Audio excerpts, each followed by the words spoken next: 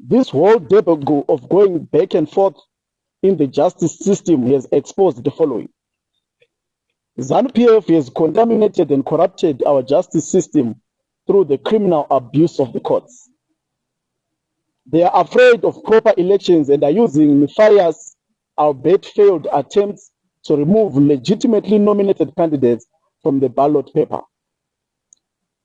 They have tried without success to use the needless by-elections to divert our attention from claiming and pursuing our victory of the harmonized elections of August 2023. The regime is afraid of our momentum and the huge and genuine political support that President Chamisa and the Citizens Coalition for Change have accumulated in the country. This has been exposed by the clandestine use of rogue elements to abduct, torture, and assassinate our candidates and activists. In Mavuku Tafara, for example, they have abducted and murdered Bishop Chapumane Masaya. Although the perpetrators of these heinous acts are known and have been recorded on camera, no single arrests have been effected. While seized with the senseless and unlawful by-elections, the government business has collapsed and resulted in citizens being denied proper representation, being denied their right to vote, and the sanctity of their vote being undermined. An opportunity to adequately debate, dissect, interpret, and ensure that the national budget remains pro-poor has been lost due to the unlawful recall of members of parliament. All this misprioritization is happening at a time when the nation is faced with unprecedented drought that will severely expose the fallacy of a bumper harvest through ill-conceived Fumvuza looting scheme, leading the majority of the citizens facing starvation. The August 2023 elections were rigged, as confirmed by all observer missions stemming reports from SADC to AU to EU and even the Zimbabwe Election Commission, thus making Mnangagwa's government illegitimate and operating on a de facto and caretaker basis, pending the final resolution of the electoral and legitimacy crisis. As we grapple with finding a lasting solution through SADC and other avenues, we urge the citizens of Zimbabwe to turn out in their numbers tomorrow to make an unequivocal statement through voting back their representatives as elected on the 23rd of August 2023. This is the end of our statement. I will now invite Mr. Makone to come and speak about the state of preparedness of our party as far as the by-elections of tomorrow are concerned. Thereafter, we will be taking a question and answer segment. Thank you. Mr. Makone. Well, thank you very much, folks. Good afternoon, Fourth State. It's nice to be with you again. The spokesperson has already dealt with the illegal issues. Before we turn to the question and answer, we thought it was important to give you a perspective on our preparedness. Those of you that will recall, in 2022, with the by-elections, that were also largely caused by recalls. We remember that it became necessary for our party to think through the manner and the vehicle under which we would contest those by-elections. Hence the formation of CCC. You might argue that literally a year after, 18 months later, we are in the same situation. And why didn't we then change our name again? to something else. We can discuss that later. But for now, I think the nation would want to appreciate that we thank them for turning out in their numbers, notwithstanding the obstacles placed in our way.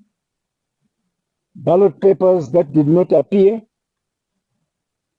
intimidation, and everything else, particularly in our rural constituencies during the August elections. Notwithstanding those obstacles, we still managed to register a good result. Back again into that same situation of recalls, this time remodeled around some ghost.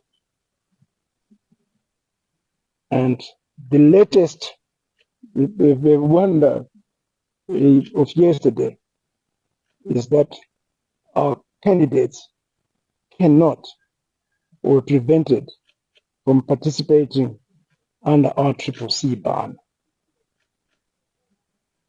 We wait to hear what the verdict will be to the appeal, but it really would be a travesty of justice for the people's rights to be trampled upon in that fashion. It then brings to question whether indeed our opponents want elections at all. They committed to the election route, and notwithstanding any obstacles, we remain focused that projectile. That is my brief from the National Citizen Assembly led by Advocate Chamisa, that we will contest in elections. That is a political movement we want to challenge for the support of the public, of the voters, and in this case, with the two constituencies in Matabeleland North, Binga and Lupani, we are confident of retaining those. The 5 constituencies in Bulawayo, we are confident of retaining those. Plus the 8 wards also in Bulawayo. In Mat South, we are confident of retaining Bagbridge West. We've done a lot of work. In Masingo, we are confident of retaining Ward 2 under the energetic mayor. It is nothing short of robbery that she should be dispossessed of a victory and a role that had been assigned to her by voters. Here in Harare, there's a different tack. The opponent comes in many ways. We are told now that because Mabuku Tafara was not netted in with the others in Bulawayo, where candidates are being denied the opportunity to be voted for, Mabuku Tafara is not listed. No, besides, Mabuku Tafara may not have elections tomorrow because we understand that they're pulling up the tents right now. What that means, I don't know. Is it some form of surprise to be sprung on us? We don't know. But one thing is for certain, we can assure Zimbabweans that if the election is then announced at 3 minutes to 7 tomorrow, we'll be ready. If it is shifted from one sport to another sport because they are uplifting those the tents, we will be ready in Mavuku Tapa. Just like if the verdict and the exoneration of our colleagues in Malawi, if it comes at 3 minutes or even 1 minute to 7 a.m. tomorrow, we're going to be ready for it. That is the nature of preparedness. We know the beast that we're fighting, and we have to be ready for it. So I thank you for for turning up, and I thank you for the opportunity that gives us for you to paint the correct picture, so that citizens in these contested constituencies and wards are better informed of their rights to vote and not be misled that there's no election when there is, in fact, election. In the case of Harare, it really would be a shame in Mavuku Tafaro that there's no announcement and there's no explanation given, even if we were to give them benefit of the doubt, that those tents are being uplifted for some other genuine reasons. But just the courtesy of notifying the contestants why these measures are being taken. It is completely unknown in my experience as being in charge of the election portfolio in our movement. So in short, therefore, we've got 9 constituencies under contest, including one in Harare, which was not netted in by this terrible judgment. And we got 12 wards, including 9 recalls. 3 of the wards by-elections are a result of natural causes. So I thank you very much for this opportunity. This is almost like a run through down memory lane of last year, 2022, and you know what the voters decided on that occasion in 2022, in March. And we anticipate that this time around, the voters will claim their rights and will turn up to vote. And thank you.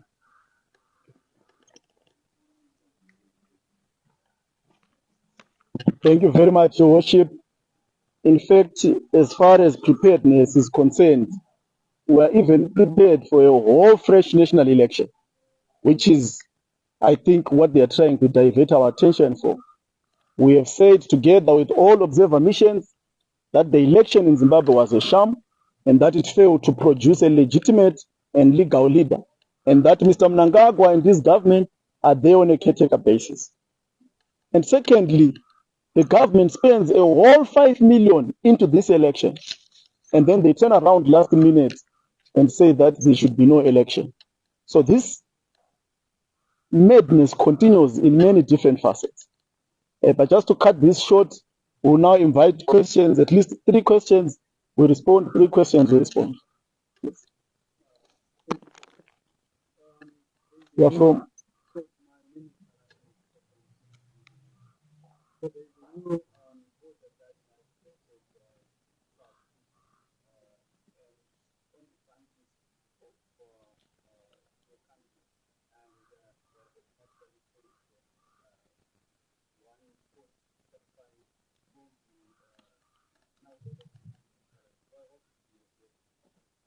Okay. Second question. Yes.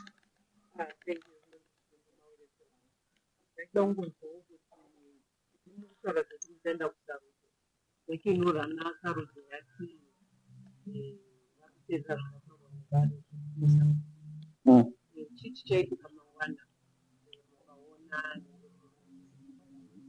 Okay.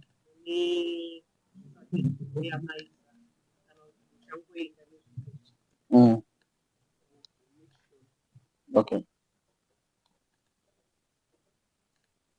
Another question?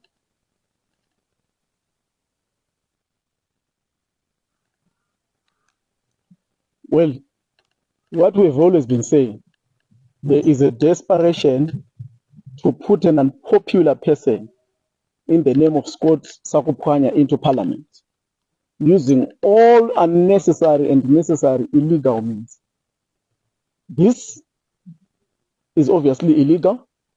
It should not be permitted. Mr. Scott must go through the ballot and face a legitimately nominated candidate in that constituency. Any other thing other than that is a total illegitimacy, total illegality, and criminality. But we know and we are aware of the intentions and objectives of forcing Scott to go into parliament to facilitate the further looting and plunder of the resources of this country, in particular in the area of mining. It has nothing to do with the people of Mavuku. And we want the people of Mavuku to know that Mr. Scott is going into parliament. There's got absolutely nothing to do with them. And they must stand and demand their right, as per the constitutions and the laws of our country, the right to vote. The people of Mavuku deserve a candidate of their choice. And tomorrow it is their day to come out in their numbers and go and join the queues and vote for a candidate of their choice, which is not Scott. They know their candidate, Kufako Zimishe Minyaradzi, is their candidate under the Citizens Coalition led by President Nelson Chamisa.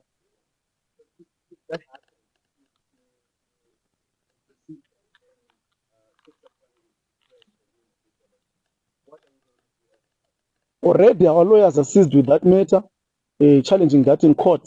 We don't expect that to happen. Mr. Sakupanya can only be declared a winner in that election if he wins the elections tomorrow, which is actually very unlikely.